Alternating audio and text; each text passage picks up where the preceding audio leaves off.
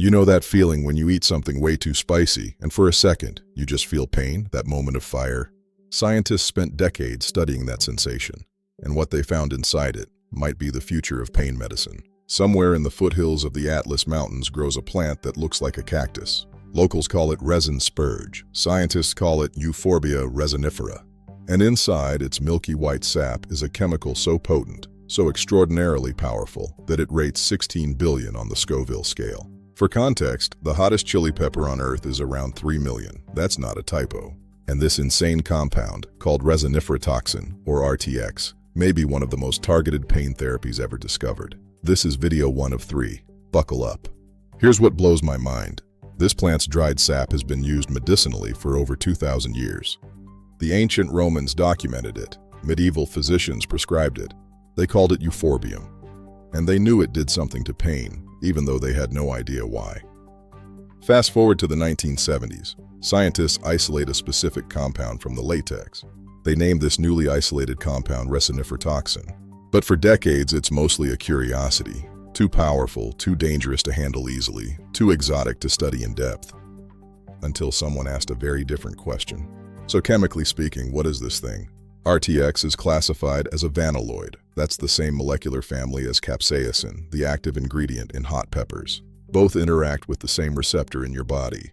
But RTX is like capsaicin's terrifyingly overachieving cousin. Structurally, RTX is a diterpene, a naturally occurring compound built around a complex 3-ring carbon backbone. Synthesizing it in a lab is so difficult that it took chemists at Stanford 22 years after its isolation to do it successfully.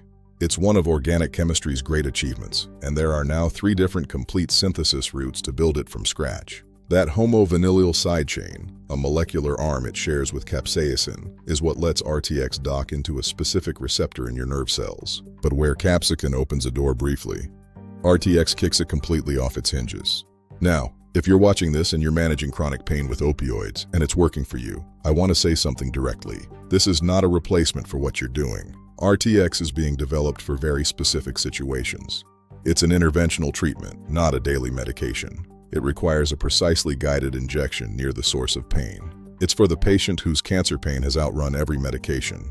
The person with an arthritic knee who's been told surgery is years away. The individual whose pain is so localized, so identified, that medicine can finally think about targeting it with something like a scalpel instead of a sledgehammer.